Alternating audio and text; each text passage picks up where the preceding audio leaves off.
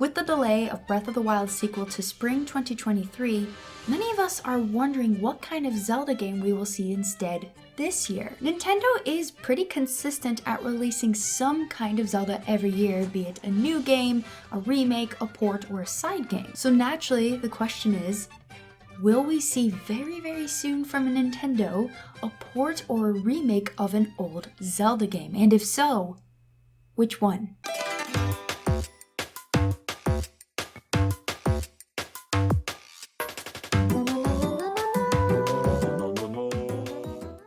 I'm the Geek Apprentice and welcome to a little discussion video. Full transparency, I wanted to discuss this because I watched a different YouTube video from Commonwealth Realm, a great YouTube channel by the way, where Conrad suggests that because of this delay to the sequel to Breath of the Wild, that we are really close now to getting Wind Waker HD on the Switch. I'll link the video in the description below, but I personally don't agree. I mean, I do agree that there is now this big pathway for an old game to come very soon, but not specifically Wind Waker HD. It really could be a pathway to any old Zelda game that one might prefer, because frankly, it's Nintendo, so we can kind of only speculate. And that's all this video is, my opinion about which ones have the most likelihood of coming to the Switch, and which ones I personally would pick over another. But first we need to narrow down our choices, because when it comes to speculation surrounding what Nintendo could bring to the Switch, the list is quite long. I'm going to go ahead and eliminate anything we can play on the Nintendo Switch Online, meaning Zelda, Zelda 2 The Adventures of Link, A Link to the Past, Ocarina of Time, and Majora's Mask. I know a lot of people are really hoping we're gonna get the 3DS remakes of the N64 Zelda games on the Switch, but no thank you. Other than being able to equip your boots, they got nothing on the originals. But I'm discounting these as options since we can technically play them on the Switch. But even with eliminating those, there's still a ton left. Wind Waker HD, Twilight Princess HD, A Link Between Worlds, the Oracle games, Minish Cap, Four Swords and Four Swords Adventure, and the DS games Phantom Hourglass and Spirit Tracks. I'll say this now, and it's something we discussed many times over on the podcast, the Hylian Games Cast. They will not bundle the HD games Wind Waker and Twilight Princess. They won't. They would sell them separately at $60 a piece. You know they will. So in order for this to be a top 5, I have to get rid of 3 more because I counted the Oracle games as one. Sadly, I'm tossing out the DS games and Minish Cap. Absolutely no hate to those games, none whatsoever. I would love a chance to play them. But for reasons I just can't seem to pinpoint, I don't see any of those games getting a remake or even a port. That said, it would be great if I was wrong. But anyway, here are my thoughts on the 5 options left. If Nintendo were to bring over a Four Swords game, it would definitely be Four Swords Adventure, it would definitely be a remake, and you know 100% they would attempt online multiplayer accessibility. Do I personally want multiplayer? No. Do others want multiplayer?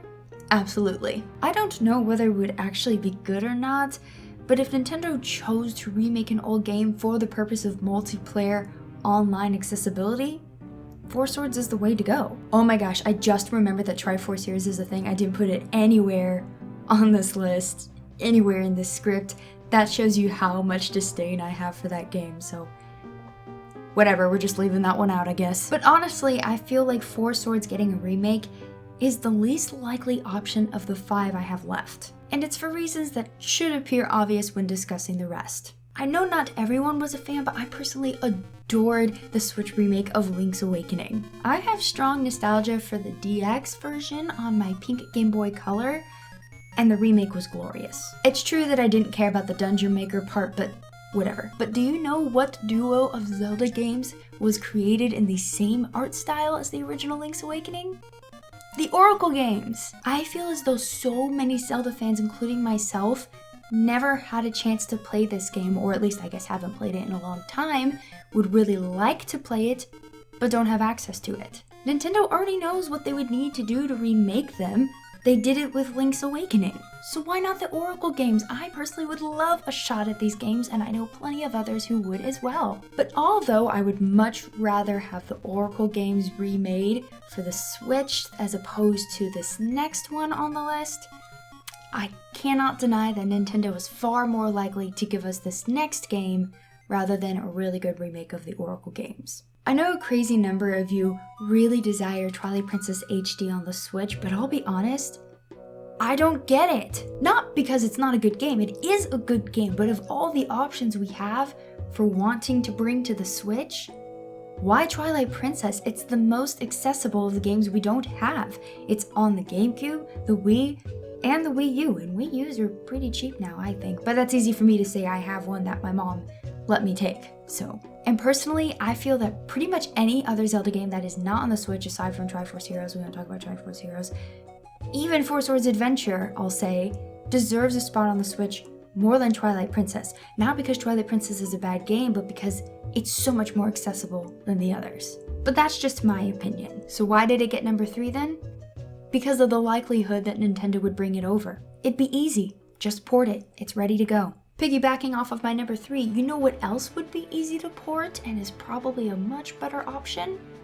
Wind Waker HD. This entry has less accessibility as it's only on the GameCube and the Wii U. It's also in many ways arguably better than its HD remake counterpart, Twilight Princess. Wind Waker already had way better aging graphics than Twilight Princess, though I actually do love the graphics of Twilight Princess as well, and yet still in the HD remake, they managed to make it look even more amazing and timeless. I didn't think that was possible. Whereas Twilight Princess, there wasn't as much of a difference, and that's just the nature of the difference of the two graphics. Also, while both had great quality of life upgrades, to me, the ones in Wind Waker HD were much stronger, like with the quick sale and the toning down of the Triforce Fetch quest. And the openness of the Great Sea would also be a great counter to what we already have on the Switch with the skies of Skyward Sword HD and the Land of Hyrule in Breath of the Wild. This is also a game that way too many did not experience because of their weird distaste for the graphics.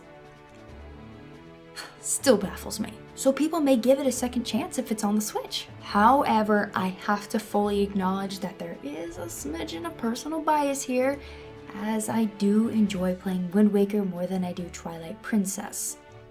I gave some other objective-ish reasoning, but I can't deny that bias does play a part, even though I do love Twilight Princess. All of this said, that means there's only one option left: a remake of A Link Between Worlds. This game, y'all, I love it, and sometimes sadly forget it exists because you can only play it on the 3DS, and frankly, I haven't played it in a while. I really should play it again.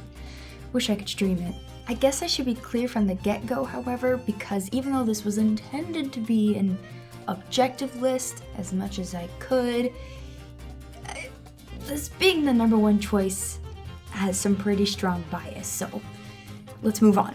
As Aalpha mentioned, we can only play A Link Between Worlds on the 3DS, so we need another outlet. The graphics honestly need just a little bit of cleaning and touching up and would probably somewhat resemble the cuteness of the Link's Awakening remake. I'd like to think the controls would be fine and would translate to the Switch well and wouldn't be that hard, but I know I could be forgetting something important. Someone will let me know in the comments. Like I said, it has been a hot minute since I played the game. But I mean, this was a decently popular and beloved game for its time, most especially because it was inspired by or was kind of a spiritual successor to A Link to the Past. But do you know what else?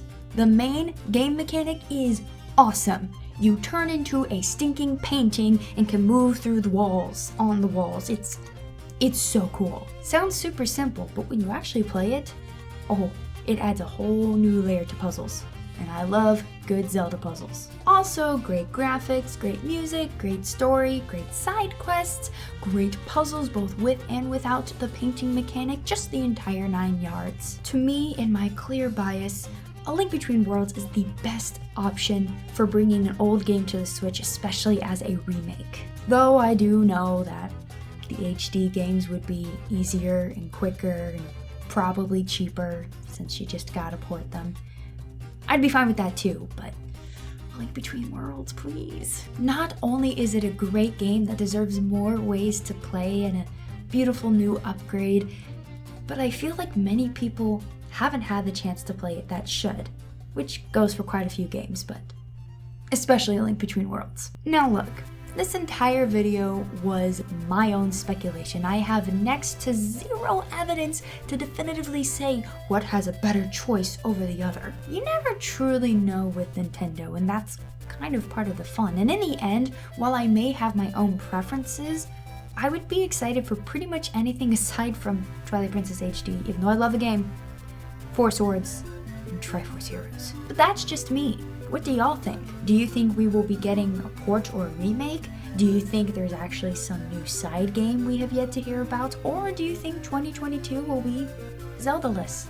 Let me know in the comment section below. And a big thank you to all of my channel members and patrons who support me in a myriad of ways, especially those over in the highly end tier on Patreon, like Joking Batman, Lorulian Sheep, Code and Data, McToppler, and Trevor. But anyway, that's all for today. Thank you for watching.